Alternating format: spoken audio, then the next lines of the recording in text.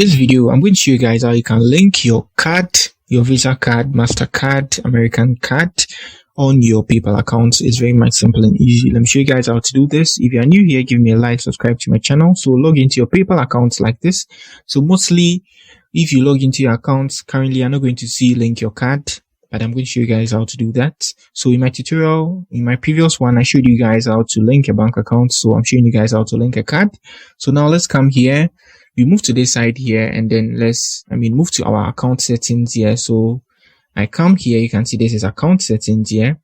So on your account settings, move to your money, banks and cards here, and you're going to see this, link your bank, link your card. So now I just tap on link my card here and I get the chance to enter my card details and then link into my PayPal account. Let me show you guys how to do this. So you just need to enter your card number, which is in front of your card. The card type, you need to select the appropriate one here.